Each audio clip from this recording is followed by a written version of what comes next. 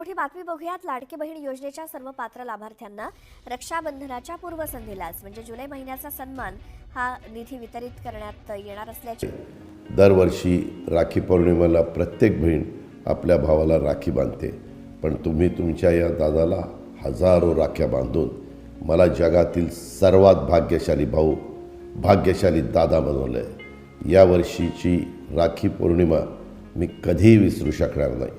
तुम्ही दिलेल्या प्रेमानं आणि माझ्यावर दाखवलेल्या विश्वासानं माझी जबाबदारी आता लाख पटीनं वाढली आहे.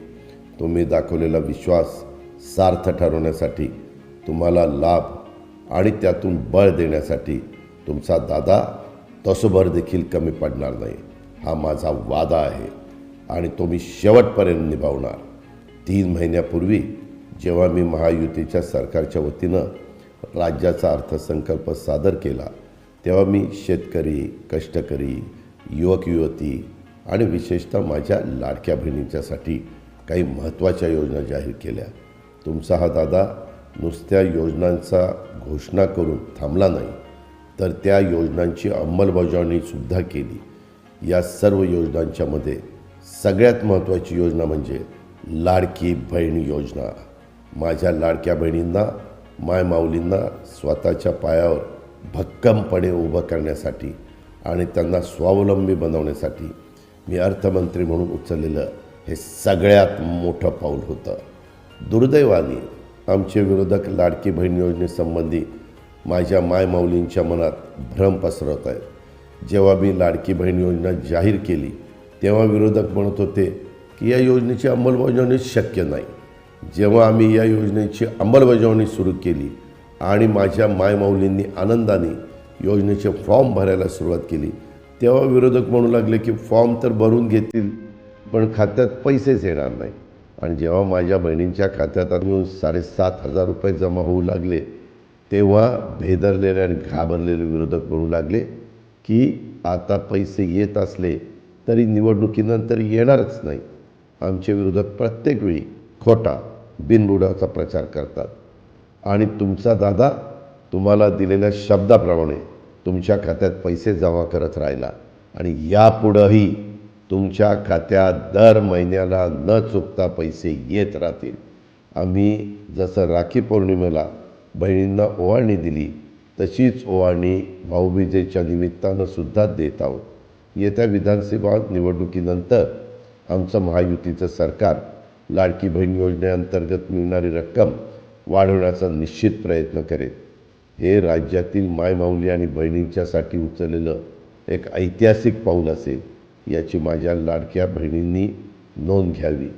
याला जोडूनच मी अजून एक महत्त्वाची गोष्ट माझ्या बहिणींना सांगू इच्छितो की माझ्या संसाराचा गाडा हाकण्यासाठी, मुलांच्या शिक्षणात मदत करण्यासाठी, त्यांना त्यांच्या पायावर सक्षमपणे उभं राहण्यास मदत करणाऱ्या लाडक्या बहीण योजनेला विरोधक बंद करण्याचं स्वप्न बघत आहेत.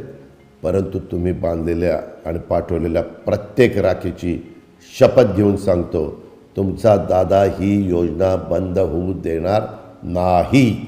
निवडणुकीच्या वेळी विविध पक्ष एकमेकांवर अनेक आरोप करतात, एकमेकांच्यावर हल्ले देखील करतात, पण मला असं वाटतं की विरोधक लाडकी बहीण योजनेबद्दल खोटी माहिती पसरून मायमाऊलींचा अपमान करत आहेत, भीतीचं वातावरण पसरत आहेत. पूर्वी विरोधकांनी सांगितलं की पैसे मिळणारच नाही, आता ते म्हणत आहेत की पैसे का दिले जात आहेत. याचं उत्तर माझ्या भगिनींना द्यावं लागेल. विरोधक म्हणतात की महिलांना थेट पैसे देणं व्यर्थ आहे. त्यांना मी सांगू इच्छितो की मागच्या 2 महिन्यात मला हजारो बहिणी भेटल्या. काहींनी राखीसोबत पत्र पण पाठवलं. त्या प्रत्येक संवादात, त्यांनी लिहिलेल्या प्रत्येक पत्रात माझी भगिनी त्यांना मिळत असलेल्या रकमेतून त्या काय करणार आहेत हे मोठ्या आनंदाने सांगत होत्या, लिहित होत्या. काहींनी तर सांगितलं या पैशातून छोटासा व्यवसाय करून आपल्या कुटुंबाला समृद्ध करण्याचा प्रयत्न करणार आहोत. एका माऊलींनी 2 महिन्याचे आलेले पैसे आणि त्यात आपले स्वतःचे काही पैसे जोडून एक शिलाई मशीन घेतली.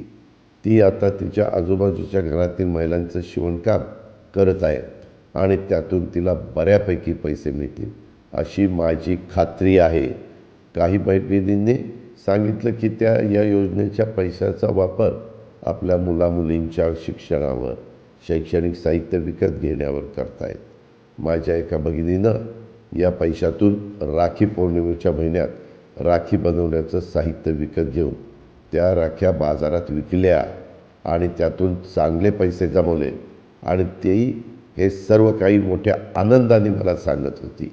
अशी हजारो उदाहरणं आम्हाला आज राज्यभर पाहायला मिळत आहेत. याचा आम्हाला सार्थ अभिमान आहे.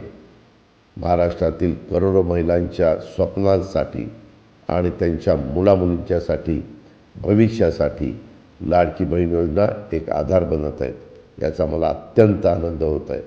म्हणून विरोधकांना माझी हात जोडून विनंती आहे की तुम्हाला मला जी शिवीगाळ करायची आहे ती निश्चित करत राहा, पण लाडकी बहीण योजनेच्या माध्यमातून करोडो कुटुंबाचे स्वप्न जोडले गेले आहे. कृपया या योजनेसंदर्भात खोटी माहिती पसरून त्या स्वप्नांची राख रांगोळी करू नका. आणि मला खात्री आहे महाराष्ट्रातील माझ्या बहिणी, मायमाऊली, ही योजना बंद करणे तुमच्या प्रेमासाठी आणि आशीर्वादासाठी पुन्हा एकदा धन्यवाद. लाडक्या बहिणींसाठी अतिशय महत्त्वाचा निर्णय आहे तो घेण्यात आलेला आहे आणि लाडक्या बहिणींसाठी आता त्यांचा जो हप्ता आहे म्हणजे 2 हप्ते त्यांना एकत्रित देण्याचे सरकारने नियोजन केलेले आहेत. त्यासंबंधीची न्यूजसुद्धा आलेली आहे आणि GR सुद्धा प्रसिद्ध झाला आहे. तुम्ही बघू शकता की मागच्या रक्षाबंधनाच्या वेळीसुद्धा लाडक्या बहिणींना 2 हप्ते एकत्रितरित्या देण्यात आले होते. त्याचप्रमाणे आतासुद्धा अदिती तटकरे यांनी ट्विट केलेले आहेत आणि त्यांनीसुद्धा माहिती दिलेली आहे की आता लाडक्या बहिणींना जे 2 हप्ते ते एकत्र देऊ, म्हणजेच रक्षाबंधनाची जी ओवाळणी आहे ते लाडक्या बहिणींना रक्षाबंधनानिमित्तही मिळणार आहे, असे सुद्धा अदिती तटकरे यांनी जाहीर केलेलं आहे. सोबतच अजितदादा पवार यांनी सुद्धा अनेक माहिती ह्यात दिलेली आहेत की लाडक्या बहिणीसाठी जे निधीचे नियोजन आहे ते आम्ही केलेले आहेत आणि अर्थसंकल्पामध्ये सुद्धा आम्ही मांडलेलं होतं की लाडक्या बहिणींना त्यांचं जे सण आहे ते गोड झाला पाहिजे, म्हणून आम्ही ते पैसे त्यांच्या खात्यामध्ये त्याच वेळेला देऊ. याच कारणाने अजूनपर्यंत तुम्हाला जे हप्ते होते ते मिळाले नव्हते, परंतु जुलै आणि ऑगस्ट महिन्याचा जो हप्ता आहे तो तुम्हाला एकत्रितरित्या म्हणजे 3,000 रुपयाची रक्कम तुम्हाला मिळणार आहेत आणि ही तुमच्या लाडक्या बहिणींची रक्षाबंधनाची ओवाळणी तुमच्या भावांकडून असणार आहे, अशी माहितीसुद्धा अजितदादा पवार आणि एकनाथ शिंदे यांनी आधीसुद्धा दिली होती आणि अदिती तटकरे यांनी स्वतः त्यांनी अकाउंटवरती ट्विट करून ही माहिती दिलेली आहे. सोबतच लाडक्या बहिणींनी जर तुमची जे KYC आहे ते बाकी असेल आणि केलेली नसेल तर ती KYC आता तुम्ही पुन्हा एकदा करू शकता. त्यासाठी जे पोर्टल आहे ते पुन्हा एकदा सुरू करण्यात आलेलं आहे. लाडकी बहीण योजनेचं जे ऑफिशियल पोर्टल आहे त्यावरती KYCचं ऑप्शन देण्यात आलेलं होतं, पण काही दिवसापूर्वी हे ऑप्शन गायब झालं.